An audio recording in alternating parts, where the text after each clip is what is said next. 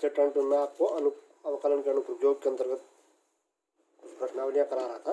काफ़ी कुछ आगे तक हम बढ़ चुके थे, लेकिन ऊपर से निर्देश आया है कि अवकलन के अनुप्रयोग को संभवतः इस साल के लिए उन्होंने पाठ्यक्रम से हटाने की अनुशंसा की है, तो उसको न पढ़ाने के लिए कहा गया है। इसी परिप्रेक्ष्य में जो निर्देश आए हैं कि जो 7 सितंबर को जो तुम्हारा टेस्ट होना है, इसमें तुमको समाकलन के अंतर्गत से प्रश्न पूछे जाएंगे। प्रश्नावली 7.4, प्रश्नावली 7.5। तो मैं इसको दृष्टिगत रखते हुए समाकलन प्रारंभ करना चाह रहा हूँ। आप लोग इसको ध्यान से देखें। वैसे अवकलन गणित के भी जो बेसिक कॉन्सेप्ट है आपने सब समझ लिए हैं। अनुप्रयोग के अंतर्गत भी हमने काफ़ी कुछ हद तक आपको प्रश्न हल करा दिए हैं, तो वहाँ पर भी आपको कोई समस्या नहीं आने वाली। अब इसको समझिएगा कि समाकलन क्या चीज़ है, ज़रा थोड़ा सा ध्यान दीजिएगा। बहुत कठिन नहीं है, अवकलन का ही ये सोचिएगा कि इससे रिलेटेड टॉपिक है, अलग कुछ नहीं है। आप जानते हैं कि जैसे हम गणितीय संक्रियाएं करते हैं, आप अमूमन बहुत बिगिनिंग से जब से आप गणित पढ़ रहे हैं, आप जोड़ घटाना गुणा भाग तो जानते हैं। आप कहते हैं धन ऋण गुणा भाग, इन संक्रियाओं को आप लोग जानते ही हैं। आप जानते हैं जब किन्हीं दो अंकों को जोड़ते हैं तो आपको बड़ा अंक प्राप्त होता है, दो अंकों का अंतर निकालते हैं तो आपको उनका अंतर छोटा अंक प्राप्त होता है। इस प्रकार ये योजन की प्रक्रिया है और ये अंतर की प्रक्रिया है। ये दोनों परस्पर एक दूसरे के विपरीत है। ऐसे ही गुणा करके आप किसी संख्या को क्या करें, गुणा करके उसका गुणज ज्ञात करते हैं और भाग दे करके आप उसका अपवर्तक ज्ञात करते हैं। इस प्रकार से आप देखिएगा ये दोनों भी परस्पर क्या है, विपरीत प्रक्रिया है।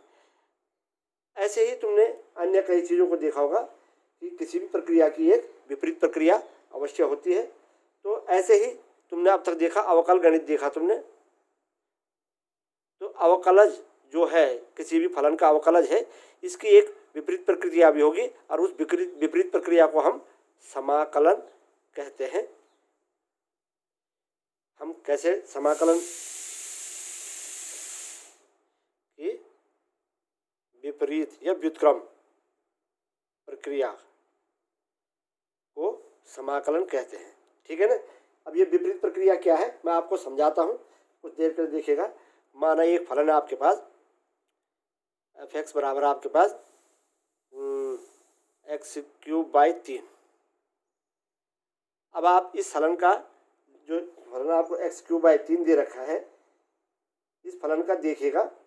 मैं इसका d/dx निकालता हूँ, क्या ज्ञात होता है, d/dx ऑफ f(x) यानी d/dx of x³/3 equal to कितना होगा, 1/3 तो कांस्टेंट है और ये x की पावर n का क्या होता है, nx की पावर n-1 यानी 3x की पावर 3-1 यानी कितना हो गया 1/3 इंटू 3x² इन x²। अब यहाँ पर आप देखिएगा कि इसका d/dx of x³/3 equal to आया तुम्हारे पास x²।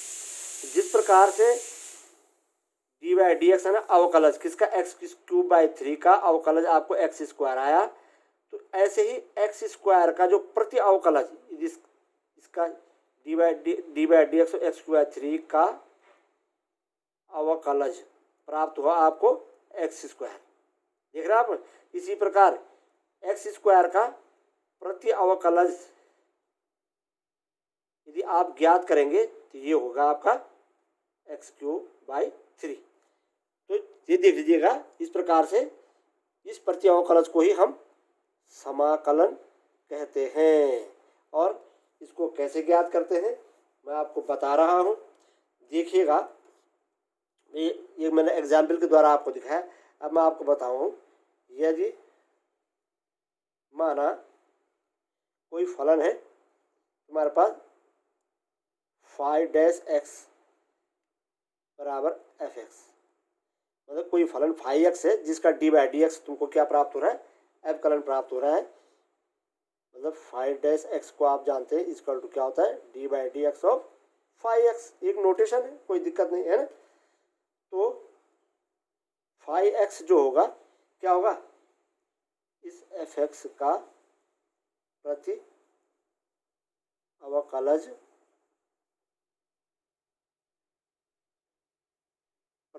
होगा, है ना। और एग्जाम्पल मैंने आपको दिखाया, फिर एक एग्जाम्पल फिर दूसरा देख लो। माना हमने कहा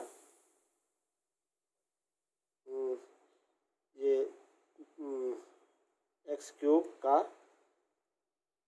प्रति अवकलज एक्स की पावर 4/4 है।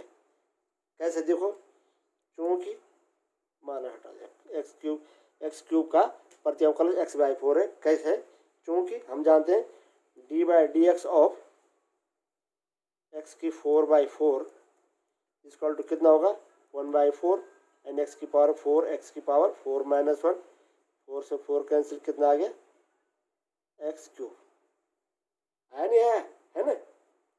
तो इस प्रकार से हम कह सकते हैं कि एक्स क्यूब का प्रति अवकलज, क्योंकि इसका d/dx एक्स क्यूब है, इसलिए एक्स की पावर 4/4 का अवकलज एक्स क्यूब है, क्योंकि x/4 का अवकलज क्यों है, इसलिए x की पावर 3 का प्रति अवकलज क्या होगा x की पावर 4/4 होगा। इसका प्रति अवकलज क्या है, x की पावर 4/4 होगा। तो इस प्रकार से इसकी मैंने आपको यहाँ पर प्रति अवकलज का जो कॉन्सेप्ट है उसको मैंने तुम्हें क्लियर कराया है। अब आप यहाँ पर थोड़ा सा इस चीज़ को ध्यान दीजिएगा। यदि मैं ऐसा करता हूँ, माना d/dx निकालता हूँ मैं यहाँ पे कोई फलन 5x + c, 5x नहीं, उसके साथ में प्लस एक कांस्टेंट है, जहाँ पर ये क्या है एक नियतांक है, या हमने अचर राशि कह दिया, अचर नियतांक है c, ठीक है ना। मैं इसका d/dx निकालता हूँ, तुम जानते हो अचर राशि का d/dx क्या होगा, 0 होगा, तो इसका भी 5x ही आएगा, होगा नहीं होगा, है ना। अब तो आप जानते हैं आपने क्या माना था 5x बराबर fx, इसलिए 5x बराबर के मैंने fx रख दिया, ठीक है ना। अब ये इस प्रकार देखो, इस प्रकार क्या आया तुम्हारे पास, यहाँ पर देखो fx का प्रति अवकलज 5x + c भी होगा। यहाँ पर c क्या है, एक कांस्टेंट है। देखो हमने देखा कि 5x का प्रति अवकलज भी fx मिल रहा था, और 5x + c का प्रति अवकलज भी fx ही तुम्हें प्राप्त हो रहा है ना। fx का प्रति अवकलज तुम्हें 5x प्राप्त हो रहा था, fx का प्रति अवकलज तुम्हें 5x + c भी प्राप्त हो रहा है ना। तो यदि माना मैं इसको व्यापक रूप से लेकर के चलो,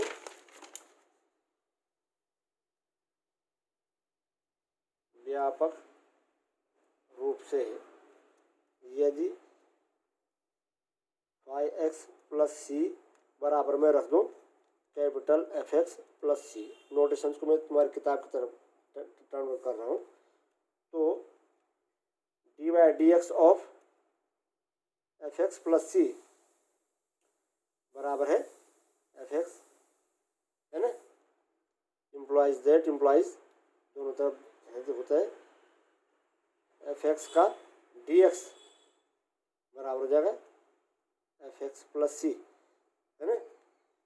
जहाँ fx क्या है, स्मॉल fx का प्रति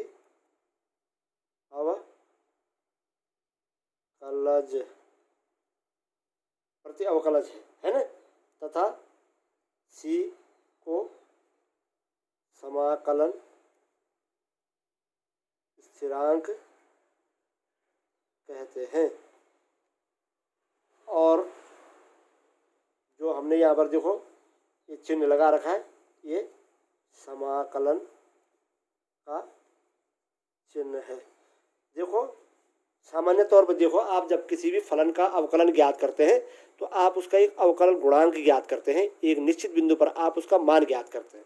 जब आप समाकलन ज्ञात करते हैं तो समाकलन ज्ञात कर सकते हैं, आप उस फलन के वक्रों के कुल को ज्ञात करते हैं, वक्रों के परिवार को ज्ञात करते हैं। एक एक वक्र नहीं बल्कि ऐसे कई वक्र, सी का मान बदलने के साथ जो समाकलन स्थिरांक है उसमें एक से कई वक्र उसके परिवार के हमको ज्ञात होते हैं। इस प्रकार देखो अवकलन गणित क्या है, एक मतलब डिडक्शन का मैथमेटिक्स है, तोड़ने का गणित है जो एक निश्चित बिंदु को ज्ञात करता है, जबकि समाकलन गणित एक जोड़ने का गणित है जो कि फलनों के एक समस्त वक्रों के कुल को ज्ञात करता है। इस प्रकार से आप देखेंगे कि समाकलन को हम समेशन से लेकर के चलते हैं और इसीलिए इसके लिए हम समेशन से एक संकेत हमने अंग्रेजी के एस अक्षर का बनाया और इसको हम उसके आगे लगा देते हैं। यदि किसी भी फलन के आगे हमने लिख दिया माने एफ एक्स डी एक्स, इसका मतलब एफ एक्स का समाकलन है और ये एस चिन्ह जो है थोड़ा थोड़ा भ्रंश होते हुए और इस प्रकार सीधे खड़ा हो गया तो ये समाकलन का चिन्ह है।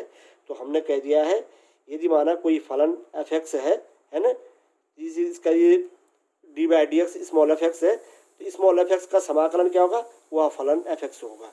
और यदि उसके साथ कोई कांस्टेंट और इंटीग्रेट कांस्टेंट सी भी इसके साथ में ऐड है तो हम जानते हैं कि D by D X of F X plus C equal to क्या होगा, सी का कांस्टेंट राशि है इसका डी बाई डी एक्स शून्य होगा। यदि एफ एक्स है तो तब भी हमको क्या होगा, इसका एफ एक्स डी एक्स क्या होगा, एफ एक्स प्लस सी प्राप्त होगा, जहाँ पर सी क्या है इसको हम समाकलन स्थिरांक या इंटीग्रेशन कांस्टेंट कहते हैं। और इसके मान पर जो इसके मान के सापेक्ष जो तक वक्रों के कुल के जो वक्र विभिन्न वक्र है उनको ज्ञात किया जा सकता है। आगे मैं आपको बताता हूँ।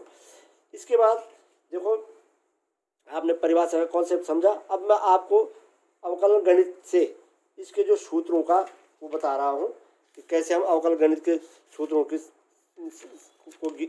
सहायता से इसको समझ सकते हैं और इसके सूत्रों को ज्ञात कर सकते हैं। इस सूत्रों की तालिका को आप लोग याद रखेंगे, मैं आपके सम्मुख रख रहा हूँ जरा अगले उसमें वीडियो में।